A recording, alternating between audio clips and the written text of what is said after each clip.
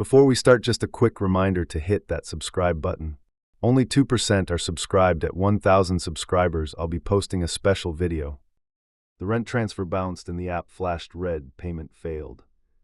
I stabbed retry and watched the spinner crawl.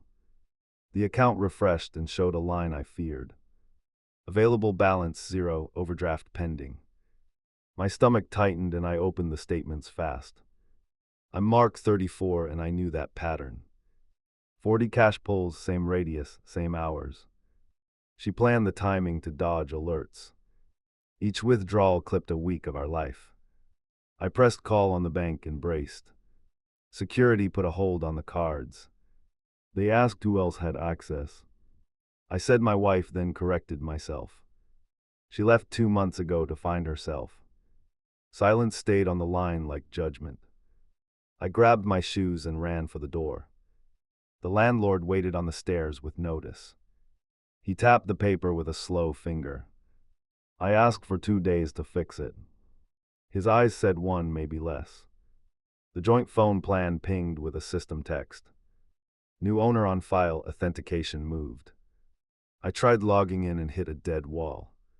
She swapped recovery email and killed my codes. A simple line ended our shared life. I pulled up the charge map and traced overlaps. Ride services cut off near a wellness studio. The same ATM blinked across the street. I took a photo and set a route. My keys shook and scratched the lock. On the landing, a neighbor stepped out with groceries. He asked if I was heading to work. I said I was chasing our missing money. He offered cash and I almost took it. Pride won, though rent still glared. Downstairs, the buzzer screamed with deliveries. I pushed into the street and nearly slipped. A bus whooshed past and sprayed my jeans. Cold shock cleared my head enough to focus. The studio sat 6 blocks east like a dare. Halfway there, a message lit my screen. Unrecognized device signed into your bank. I hit the link and blocked the session. The timer started on a forced password change. 90 seconds to outrun a ghost. I ducked into a checkout line for Wi-Fi. The manager frowned and pointed at the sign. I flashed my screen and said identity theft. He looked away and nodded once. The reset completed as the clock hit 0. Back outside, the studio logo hummed overhead. Doors locked, but a bell hung on string. I knocked and kept knocking until knuckles stung. A woman opened and held the frame tight. Her eyes measured me like a problem. I'm looking for my wife, I said flat. She's a seeker here, the woman answered. Terms sounded practiced, not kind. I asked if our money paid for this. Her mouth twitched, and that was enough. I slid my phone toward her with transactions. She glanced once and returned it gently. Seekers fund their own path, she murmured. Refunds break the container, she added. The door moved an inch toward closed. I wedged my shoe and kept my voice low. You know where she is, I said. A small pause told me I was right. Boundaries keep her safe, she whispered. I felt something inside me harden. Behind us, the hallway clock clicked loudly. I counted 3 beats and made a choice. If no address, then paperwork in court. If court, then proof and speed. My life shifted on that second. I stepped back and let the door shut.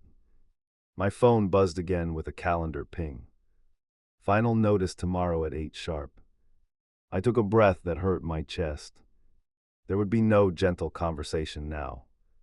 I opened the bank chat and requested a trace. Then I screenshotted every charge and timestamp. I flagged the studio and nearby hotels. Names stacked like dominoes on the screen. A line formed and I was done waiting. At the corner, a patrol car idled. I walked over and raised a hand. Financial theft, I said, and held the phone. The officer scanned the list and nodded once. File now, he said, and I did. I pushed the precinct door and took a number. The clerk slid me a form and a stiff pen. I wrote fast and attached screenshots with times. The officer stamped the report and logged the case. He told me to preserve every trace I could prove. I left and called my bank's fraud unit. A monotone voice verified me through gridded scripts. We flagged the pattern and set transaction alerts. They promised a provisional credit if evidence held. Promises felt cheap, but I needed leverage now. Outside, my phone chimed with a calendar threat. Eviction clock ticking for tomorrow morning. I pulled a breath through my teeth and moved. The retreat center sat 6 blocks away still. I headed there again with a different plan. I filmed the entrance from across the street.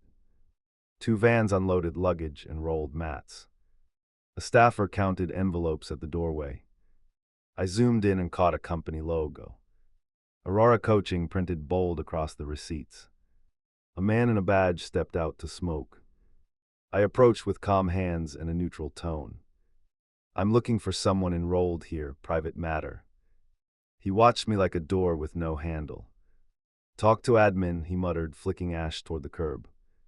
Inside, the administrator listened without blinking much. "You'll need a subpoena for participant details." I asked for invoices or public pricing. She pointed to a wall poster and a QR code. "Packages vary by needs," she added, eyes sliding past. I scanned and pulled up a contract sample. Hidden fees stacked under vague headings and vows. One clause shifted liability to the client's household. Another blocked refunds with ceremonial language and noise. I saved the file and felt heat rise. I walked next door to a carking lobby. "Anyone named after her used your printers recently?"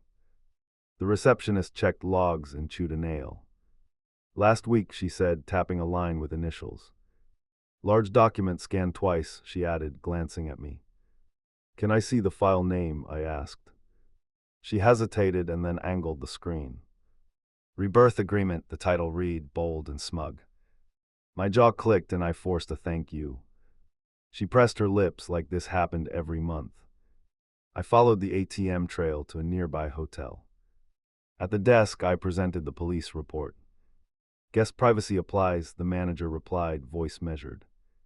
He studied the case number and lowered his volume. "Try the lobby cameras," he offered, eyes on the clock. We watched last Thursday on a small monitor. There she was, hood up, rolling a duffel. A tall guy joined and took the handle without asking. They laughed at something and walked out quickly. The timestamp matched a cash pull to the minute. "Can I get a copy?" I asked quietly. "Not without an order," he replied, hands open. He wrote an internal reference on a sticky strip. "If police call, use this number for the clip." I pocketed it like a fragile ticket. I stepped outside and called the case officer. Voicemail, I left the reference in exact times. Then I opened a new note for court filings. Emergency motion to freeze remaining funds started tonight. Delay would kill rent and any chance of recovery. Across the avenue, a phone repair shop flickered. I walked in and made a simple request. "Port my number to a fresh account today." The tech nodded and started tapping with focus. Control returned 1 pixel at a time. With new authentication, I reopened the joint platform. A fresh change request sat in pending status. She tried to move another account under her email. I hit deny and recorded the system message. This was the first clean win in days. I ordered a rideshare to HR and braced. My manager waited with arms folded tight. "Performance review tomorrow," he said, eyes narrowed.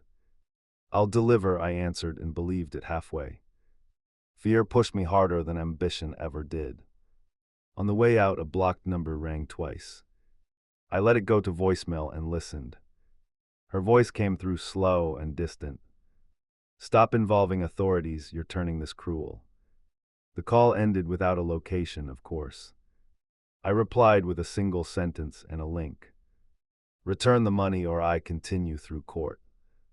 I attached the contract sample and camera timestamp. 3 dots appeared, then disappeared, then appeared again. A final text arrived with a meeting request.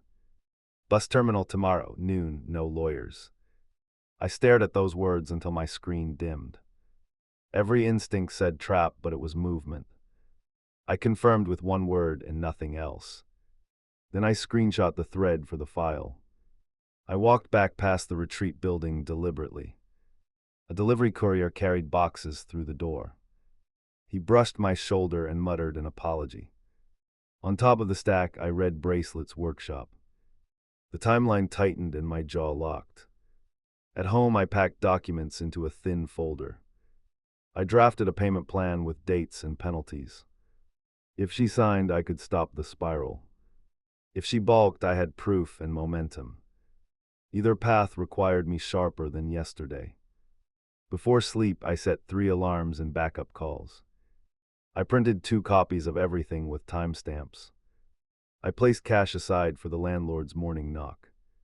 I rehearsed the first minute at the terminal. There would be no small talk tomorrow. I reached the terminal early and chose a bench facing exits. 2 security guards argued near the vending machines. A clock clicked overhead like a metronome I wanted to break. I kept the folder under my arm and counted buses. Every arrival felt like a bluff I had to call. She walked in with a hood and a tight jaw. A canvas tote swung from her shoulder in short arcs. No suitcase, no apology. She spotted me and stopped just outside arm's reach. We measured each other like opponents before the bell. Ground rules, she started, hands tucked into sleeves. No recordings, no threats, we talk and leave. I lifted my phone and locked the screen. I want resolution, I answered, steady but wired. She studied my face as if hunting a crack. You turned this into war, she said, voice low. You moved our lines first, I said, quieter. A couple squeezed past with tickets and impatient. My eyes never left hers because blinking felt expensive. She shifted weight like a runner braking hard. Money will return through the program, she breathed. Process takes time, she added, eyes sliding away.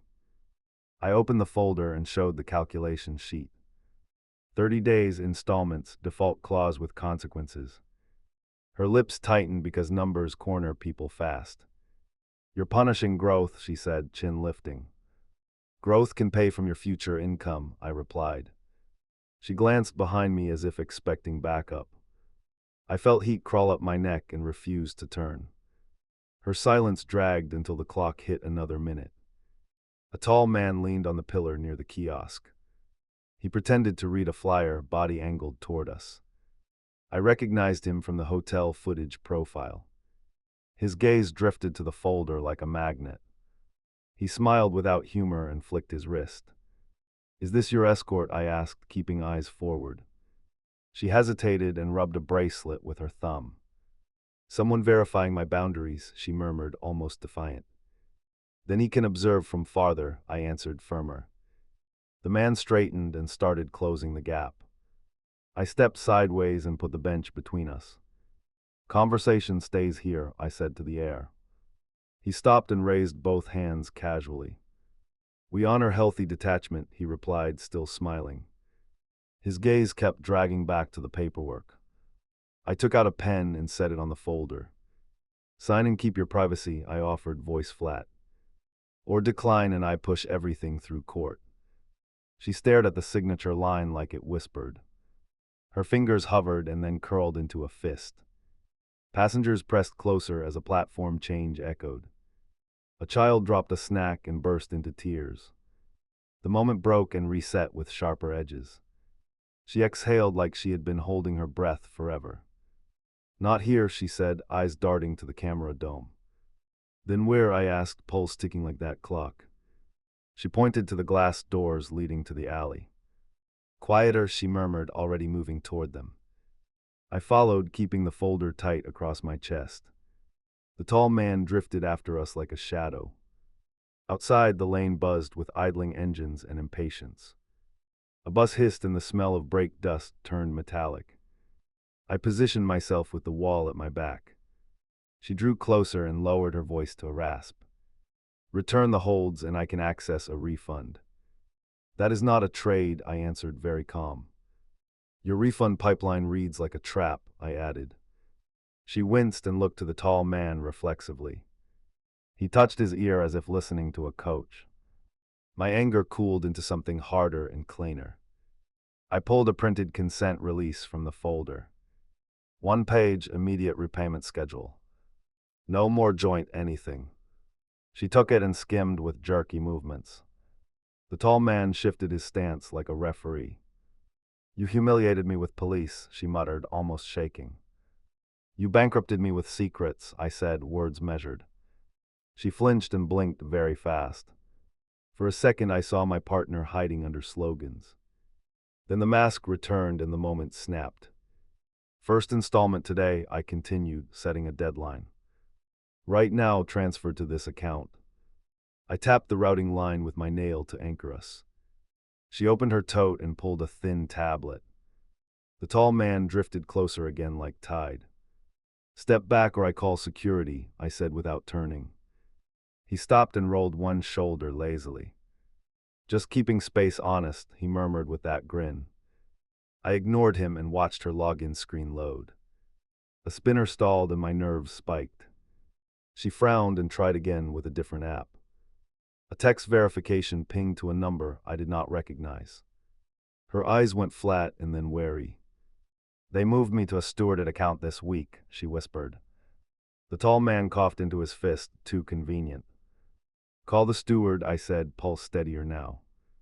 Or authorize a wire from your personal balance. She glanced at him and then at the door cameras. No calls allowed during integration windows, he announced. Lines like that made me want to laugh and scream.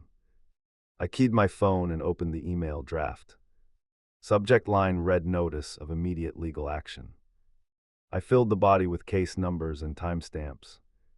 Then I added the hotel clip reference for emphasis. I held my thumb above send and let the pause burn. Choose, I said, keeping my voice soft. Pay now or this goes to every agency. She held the tablet tight like a lifebuoy. Then she tapped biometric and opened a hidden wallet. Currency values flickered and settled on a grim total. She pushed through the steps slowly but without argument. A confirmation window appeared and waited for one last press. I could feel the tall man leaning even from behind. She looked up at me like she wanted permission. I nodded once and watched her complete the transfer. My phone buzzed, with the incoming credit almost instantly. Not all of it, but enough to stop the cliff. I snapped a screenshot and forwarded it to my lawyer. Relief came cold, not sweet, because this was not over. I lifted the second page and tapped another line. You will send the rest in weekly chunks, I said. Miss one and everything goes public. She swallowed and signed with a small, angry gesture. Pen scratches sounded loud against the bus engines. The tall man finally lost that smirk. He stepped forward and tried charm again. Consider restorative circles instead of punitive cycles. I looked at him until the words withered. You supervised theft under a velvet script, I answered. He spread his hands like a stage performer losing light. A horn blared and a driver yelled for passengers. She closed the tote and pulled her hood tighter. Last condition, I added, holding her gaze. No contact outside payments unless I initiate. She nodded once and glanced at the lane like an exit. I walked her back inside to the crowd deliberately. No grabbing, no scene, just clear steps and breathing. At the entrance, she paused as if weighing a plea. I waited and kept my face blank and steady. She lowered her eyes and drifted toward the restrooms. The tall man lingered by the map and pretended interest. I took a photo of him from the side angle. He noticed and froze with a stiff smile. We will be reviewing your practices, I told him. His jaw flexed like a hinge ready to snap. I left through the opposite doors and kept moving. Outside, I called the landlord and set a meeting. Partial payment today, full balance next week. His grunt on the line sounded like begrudging mercy. I promised receipts before noon and meant it. A second alert chimed with a new lockout attempt. Someone was trying to override the transfer authorization. I forwarded the log to the case officer and fraud unit. Then I enabled notifications on every account I still held. They would feel me watching from now on. At the corner, I stopped and looked back once. The tall man exited alone and scanned the street. He did not see me across the ride line. He pulled a phone from his pocket and spoke quickly. I captured that too because tonight I would escalate. The landlord opened the door before I knocked. I handed cash and a receipt from my phone. More by Friday, I said, steady breath, no excuses. He stared a beat and slid me a warning. One more miss and I was out. At work, the review started with a timer. I need a deliverable today, my manager said. I pulled up the build and shipped a hotfix. No speeches, just code and proof. He nodded once and kept the clock running. My lawyer pinged me into a courthouse queue. We filed an emergency motion with exhibits numbered. A clerk stamped the packet and scanned my copies. Judge reviewing within hours, my lawyer texted. Those hours felt like a narrow bridge. An unknown number buzzed while I left security. Boundary breach will cause consequences, the text read. They knew about the installment plan already. The timing matched the handler's pattern. I forwarded it to the case file immediately. I turned on a camera at my door. Motion alerts armed and cloud backup enabled. Paranoia became policy because they kept nudging lines. Control came from logs and timestamps now. Fear worked for me when it carried proof. At the bank branch, I asked for a trace. The manager checked the incoming credit status. Funds pending, released tomorrow if uncontested. We added a note blocking reversals by third parties. He flagged Aurora accounts for escalation and audit. Another alert flashed while we talked. A charge tried to hit under household liability. I disputed on the spot from the app. The manager watched me submit and saved a copy. Pattern supports fraud, he said, voice very flat. I booked a clarity session using an alias. No camera on, audio only. A coach connected with a smooth greeting that slipped. They pitched transformation tied to premium tiers. I asked how refunds worked for spouses. Household consent assumed unless written otherwise. There it was, said out loud. I repeated it back with a slower cadence. They confirmed and moved to the upsell. I ended the call while my hands shook. Before disconnecting, a second voice joined briefly. Client files will be in Suite 402 after intake. The line clicked and went quiet. I saved the time and the room number. A breadcrumb had just dropped itself. I drove to that building and walked in calm. Directory listed Aurora under a shell name. Mailroom shelves held boxes with partial labels. I snapped photos from the public hallway fast. A guard stepped out and asked my business. Confirming a delivery, I answered, eyes on the boxes. He stepped between me and the shelf. That was enough, I had the label already. I thanked him and left without a scene. Outside, I sent the images to counsel. My phone lit up with a signed order. Subpoena for records and entry logs approved. We routed it to the building management immediately. Clock started on production by end of day. Pressure moved from me to them. On the sidewalk, 3 figures approached in a wedge. The handler took center and flashed a placid smile. Let's reset expectations, he murmured, palms lifted. One of the others reached toward my jacket pocket. I stepped back and raised my voice for bystanders. Back away from me right now. A security guard from the lobby turned. The wedge relaxed and drifted toward the curb. The handler's smile thinned but held. He tapped his wrist and mouthed later. I filed an addendum at the precinct. Harassment by named individuals documented. A plate number from a rideshare included. The desk officer entered it into the report. He promised a patrol sweep near my block. A text pinged while I left the station. People here keep warning me about you. Her words landed soft but aimed to wound. I sent the payment plan she had signed. Next transfer at noon in public, I added. Minutes later, an anonymous email hit my inbox. It contained a workshop schedule and a location. Ascension night at 7 with guest enrollment. No sender, no context, just times. I wondered who inside had changed sides. I forwarded the schedule to Consumer Protection, then to my lawyer and a local reporter. I have documents and recordings of language, I wrote. Not opinions, just artifacts. The reporter replied with a short, clear yes. At 6:30, I stood across the street. Participants filtered in pairs and small clusters. I counted heads and time stamped the flow. The handler appeared at the entrance with 2 assistants. He scanned the sidewalk until our eyes met. A fire alarm erupted as the line swelled. Doors opened and movement turned choppy very fast. I filmed from the curb and kept my mouth shut. Through the crowd, I caught a glimpse of her. A wristband flashed with a serial number. She hesitated when she saw me holding the phone. We locked eyes for a breath that lasted too long. I tilted my head toward the exit stairs. One of the assistants touched her shoulder firmly. She looked down and vanished into the tide. I pushed forward 2 steps and stopped myself. Crossing that space would hand them a scene. I kept filming badge scans and the time offset. Every second built a case I could use. Rage waited behind my teeth and stayed there. When the alarm cut, staff tried to reassemble order. A city inspector arrived with a clipboard and focus. He asked for occupancy lists and training certificates.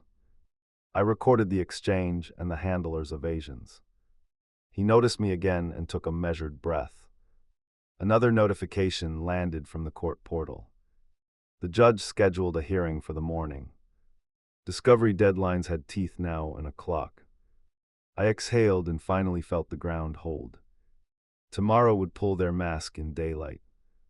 I entered the courtroom before the clerk called the calendar. Opposing counsel arranged binders and avoided my side. The organization's guide slipped into the back row. He pretended to study the exit map. My pulse set its own pace and refused mercy. The judge took the bench and read our file. Appearances, she prompted, voice steady and clipped. My lawyer stood and gave the caption. Opposing counsel raised a hand and nodded once. No one looked at me by choice. Emergency relief requested, the judge continued with zero drift. We seek preservation of electronic records, my lawyer answered. We oppose on privacy grounds, the other replied, chin high. I watched the guide fold his arms and settle. He was ready to outlast air. The judge flicked through pages, then stopped dead. Who's that? Ye hold consent assumed unless written otherwise, she read aloud. On what authority does this sentence rest? Opposing counsel cleared his throat and changed posture. Industry standard, he tried, and it landed badly. Not law, the judge replied, eyes unblinking. She turned to our exhibits and tapped the corner. Client accounts moved under third-party stewardship, she read. Who is the steward in this matter? Silence spread like a challenge that dared movement. In the back, the guide adjusted a bracelet slowly. I saw sweat at his hairline and marked it. Opposing counsel finally named a holding company. My lawyer slid over a printout from Registry Search. The holding company shared an address with the retreat. Records preserved effective immediately, the judge ruled. No deletion, no alteration, daily reports to this court. She issued a limited restraining order on contact. Then she ordered device imaging by an independent examiner. The bailiff began writing service slips on the spot. Opposing counsel asked for a recess to confer. The judge granted 10 minutes with a cold stare. In the hallway, my phone buzzed twice fast. Unknown number delivered a 4-word message. Check suite 402 now. I looked at my lawyer and showed the text. She nodded once and we moved without debate. The examiner followed with a rolling kit. The bailiff kept pace and radioed building security. We reached the elevator with seconds to spare. The suite door stood ajar when we arrived. A shredder hummed inside with a board whir. 2 staffers fed pages in brisk handfuls. The guide stood over them like a conductor. He turned and froze when he saw uniforms. Stop the machines, the bailiff ordered, hand up. A staffer killed the power strip with a stomp. Paper hung mid-throat like trapped confessions. The examiner began bagging devices without ceremony. My lawyer photographed the bins and the floor. I stepped to the reception desk and pulled a ledger. Visitor log showed initials matching my spouse. Next to her name sat a code string. A matching string appeared on the bracelet list. I snapped both and saved to cloud. The guide tried a new tactic with the examiner. Those drives contain sacred materials, he breathed softly. The examiner kept sealing bags and wrote serials. This is court-ordered imaging, she answered without blinking. I watched the guide's jaw working hard. A message pinged from the investigator on our case. Hotel clip queued for transfer to evidence server. Face recognition matched the guide from my photo. The timestamp lined up with known withdrawals precisely. I sent that alignment to the judge's clerk. Opposing counsel reached the suite 10 minutes late. He frowned at the unplugged shredder and the evidence bags. We were organizing, he began, hands wide apart. My lawyer tilted her head and waited.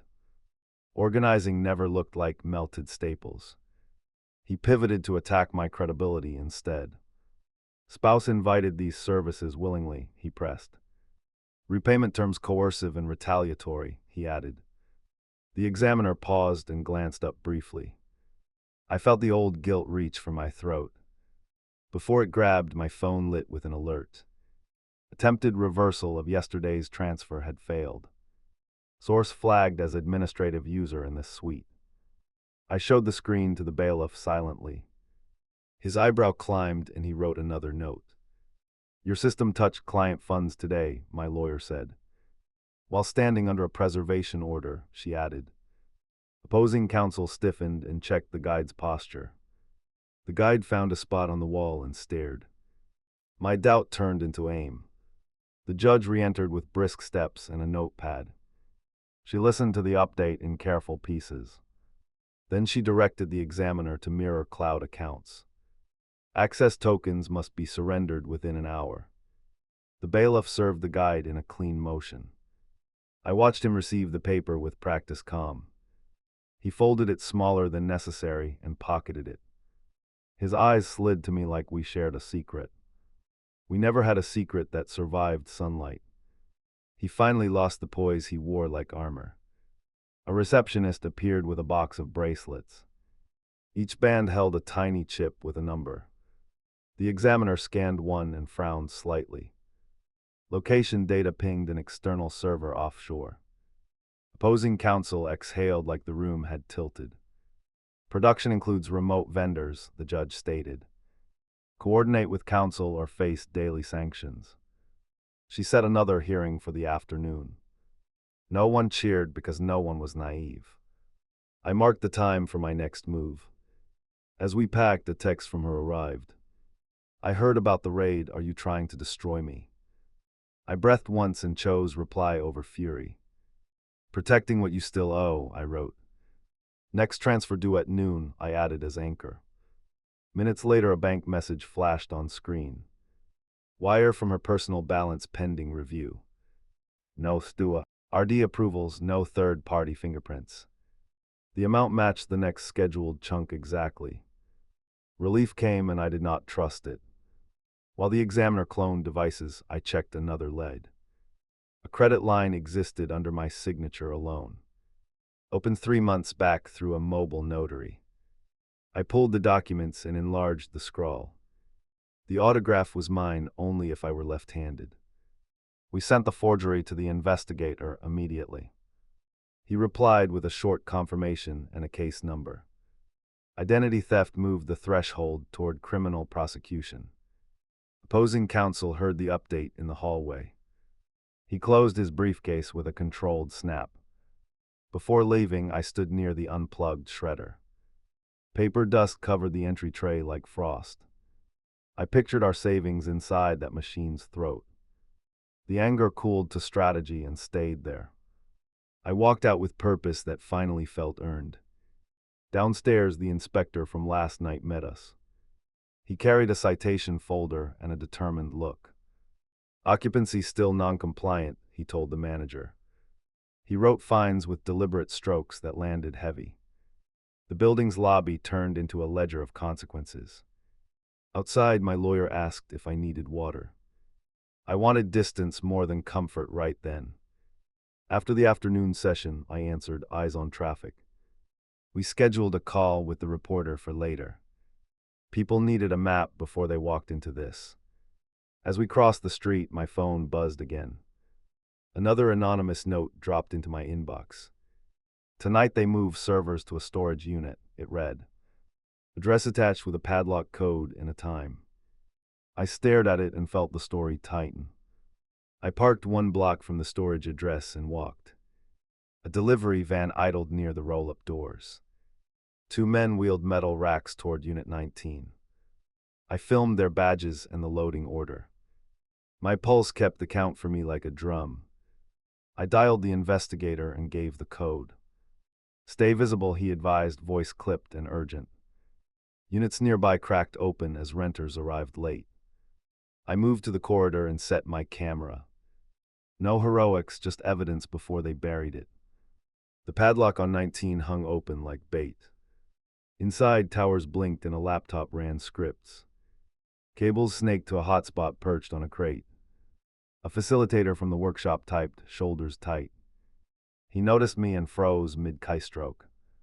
Court order in play, I said, voice steady. He forced a friendly smile and closed the lid. That order harms our clients, he replied with breath control. He stepped toward the lock and tested weight. I stepped into the frame and lifted my phone higher. A familiar hood appeared at the corridor mouth. She saw the racks and stopped with a tiny gasp. 2 assistants flanked her like walls that could move. She looked from me to the machines and back. I lifted a printout and tapped the heading. Preservation notice, devices must remain powered and idle. Don't do this, she whispered, fingers digging into the tote. The facilitator waved at the assistants with impatience. They reached for the power strip as a unit. I cut in and shouted for help on purpose. Doors up and down the hall slid wider. A couple peered over boxes and whispered fast. Another renter called out to the front desk. Footsteps approached at a jog from the office. The assistants stepped back and recalculated their move. I pointed the camera at the hotspot and spoke clearly. Attempt to remove data during active preservation, I said. The facilitator's jaw worked, then relaxed to a mask. Spiritual privacy overrides civil overreach, he tried again.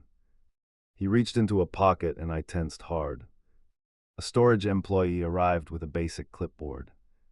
He glanced at my order and the open unit. Close nothing until police arrive, he announced. He keyed the building channel and asked for backup. The corridor crackled with radios and shuffling feet. Her eyes shone not soft, just cornered. This ends any chance of peace, she murmured. You get peace when restitution finishes, I answered. She flinched and looked at the racks again. 1 tower chirped like a stray alarm. Siren wail approached, not dramatic, just precise. 2 officers strode in with practiced posture. I handed over the order and the server list. Hands visible, 1 officer instructed the group. The assistants lifted their palms and stared at floor lines. The facilitator tried presence again with a measured tone. These hold sacred commitments and trauma history. The senior officer nodded once and looked unimpressed. Then you should have kept clean books, he replied. He photographed the setup and called for tech support. I watched her study the exit like an animal testing fences. Finish the remaining balance today, I said quietly. It ends here if you do. She clenched her jaw and opened her banking app. No flourish, just numbers moving because corner time had come. A ping hit my screen and I checked the amount. Full remainder, no staggered promises. Relief rushed in and I kept my face blank. I forwarded the receipt to counsel and the court clerk. Then I took 1 step back from her by choice. The facilitator lunged for the hotspot suddenly. An officer intercepted and pinned his wrist to the crate. The other officer pulled the cable and bagged it fast. "Tampering documented," he said for the camera. The corridor went quiet except for fans.